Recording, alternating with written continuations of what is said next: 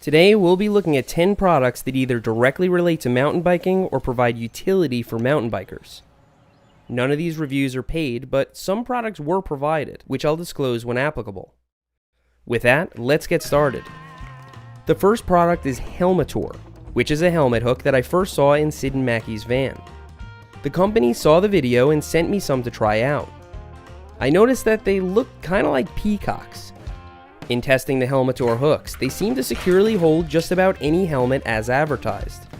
The question is, why on earth would you need a helmet-specific hook? Why pay $10 for a piece of plastic, when you could use a screw or a nail to do the same thing? Well, it's not exactly the same. Helmetor holds your helmet away from the wall, protecting your paint from trail grime. It also looks cool when there's no helmet on it, which is nice if you have a bike cave that you take pride in. But perhaps the most important benefit of Helmetor is that it secures your helmet. This is essential if you're using it on a door or in a vehicle. So depending on your needs, Helmetor could either be totally pointless or the answer to all your hopes and dreams. I decidedly like it. Onto these knee pads sent to me by Cali Protectives. I tested both pairs in the shop and enlisted Felipe for a trail test since I can't ride yet. Our findings were more or less the same. That feels better. You can definitely bend your knees. So between those two pairs, definitely these ones? Yeah. These Mission knee pads are slim and comfortable, but shift around once you get moving. Neither of us were impressed. As for the strikes, they might be the best knee pads either of us have tried. This mesh rubber pad on the front of the strikes is sure to collect lots of dirt and mud, but that's a fair trade-off for airflow. Better ventilation cuts down on sweat, aids in evaporation, and makes for an overall more comfortable experience.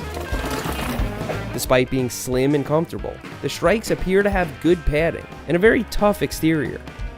I also found that the shape of the kneecap helps keep them in place, or maybe it's the placement of the straps. All I know is that they stay put. The strikes cost $85 and seem to be worth it. They will be replacing my POCs, which were more expensive when I bought them.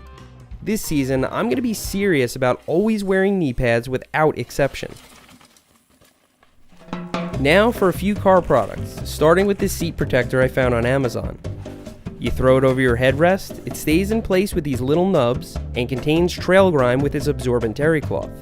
There's also an impermeable layer inside to keep out liquid. When not in use, these covers are machine washable and easy to roll up. At $25, I think they're priced fairly, but it should be noted that you can also protect your seat with a towel. Come on, buddy! Still, the adequate length, grip, and impermeability makes them superior to a towel, and worth the money if you're serious about keeping your car clean. The next product is a soft topper, which is a foldable cap available for most pickups. The reason I bought this was so I could travel with my family and keep all our stuff out of the weather. Knowing that I'd have it off as much as on, I chose the soft topper for its portability and ease of storage. It installs with these bed rails that fit existing factory bolt holes. And from there, you can pretty much drop it on and button it up. The quality is great, it doesn't flap around in the wind, and it more or less works as advertised. But the soft topper isn't a fiberglass cap killer. There's no way to lock the soft topper, nor would it matter since you could just slice it. So this isn't a good solution for contractors with expensive tools, nor will it keep your mountain bike safe. Starting at $700, it is an affordable alternative to a fiberglass cap that you can camp in or just use to keep your stuff dry. And by request from hundreds of you guys, I'll give you a quick review of my Honda Ridgeline. A lot of you were flabbergasted when I didn't buy a Tacoma, and instead got a family SUV-like pickup hybrid. I'll admit that my impulsive and adventurous side was craving the Tacoma, but my practical side won after test driving the 2017 Ridgeline.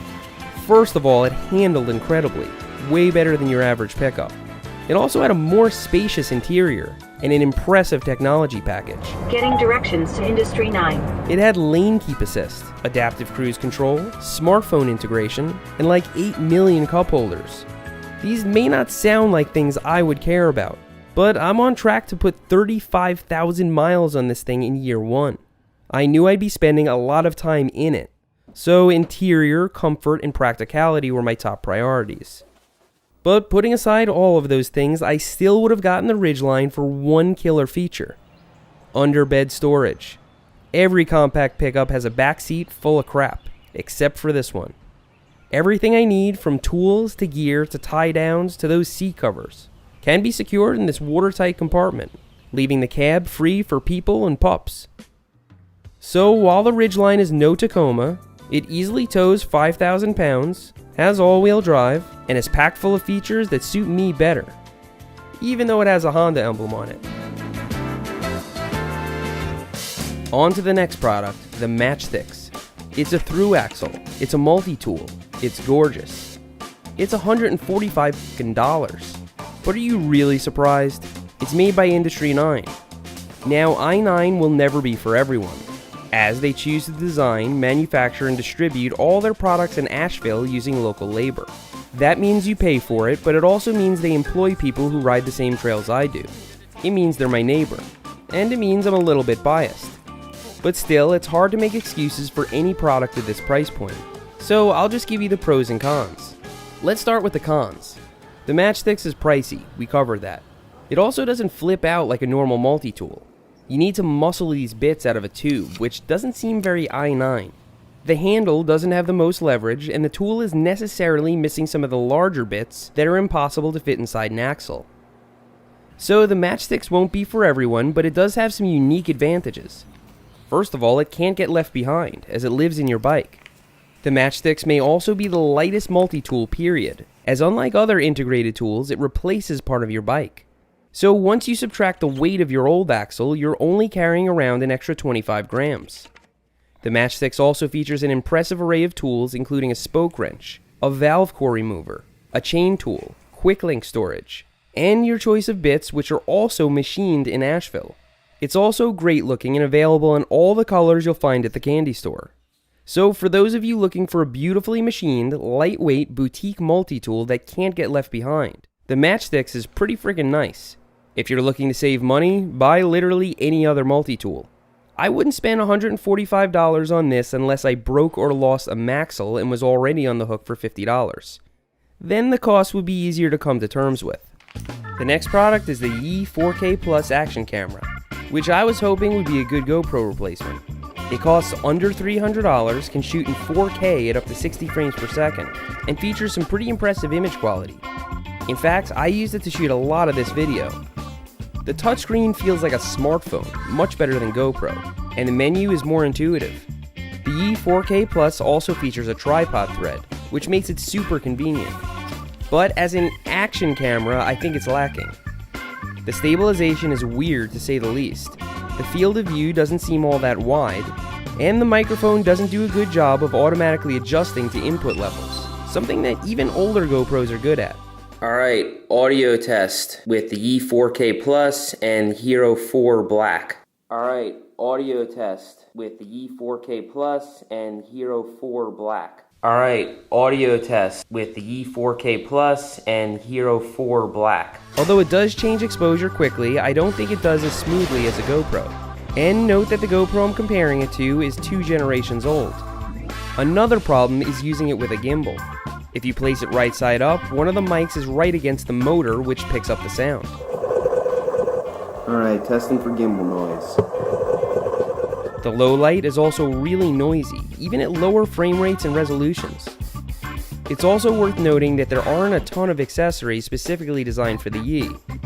So for me, the Yi 4K Plus is a good camera for the shop, or to use for third-person shots. But it's not replacing my GoPros. The next product is all-mountain style frame guards.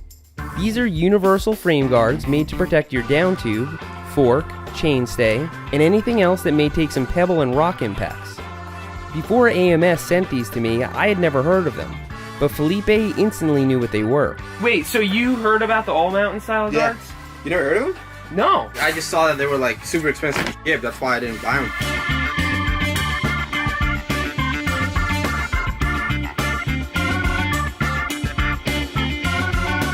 I should also note that my bike already comes with guards for the down tube and chainstay, which appear to be thicker and more functional than the ones from AMS.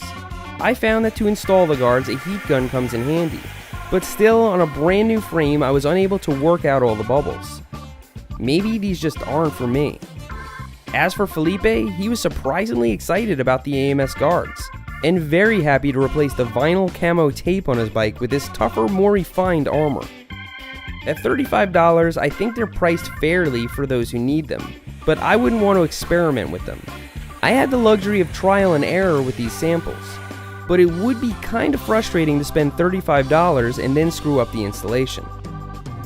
The next product is a bike stand that screws into the wall. It looked a lot bigger on Amazon, and I admit that I thought it was universal. I should have looked at the size. Yes, it only fits road bikes, and $17 is steep for a tiny piece of plastic. But I must admit I'm impressed. This review will be super short though, because there's not much to say about these bike stands, besides that they're really clever and work well if you have skinny tires. I'd love to build a mountain bike version of this into my workbench, as this is a really convenient position for making cockpit repairs. The next product is not this Victorinox Swiss Army knife, which is as beautiful as it is functional. This is the classic multi-tool, with its unmistakable design and signature click. So I should be forgiven for expecting a Victorinox bike tool to be like, well, a Swiss Army knife. This is almost like the matchsticks, but not beautiful, compact, or integrated. In fact, it's like 3 times the size of an F10, which functions more like a Swiss Army knife than this does. Objectively speaking, this isn't a bad tool. In fact, the quality is great and it has a lot of leverage, but it's poorly marketed. Victorinox could have made a Swiss Army knife with bike tools in it. It would have been an awesome gift, and people would have been happy to pay a premium for it just for the novelty. But this does not excite me. Sure, with the tire levers it might be great for roadies, but I don't know. There are too many other great products out there to recommend this, since it's not all that interesting or novel. And that concludes our 10 mountain bike related products. If you want to know where to get any of this stuff, just tap the little arrow below the video, or just use the Google technology. Also, let me know what categories you want to see more of. Integrated tool storage, hydration, put it down in the comments. Thanks for riding with me today, and I'll see you next time.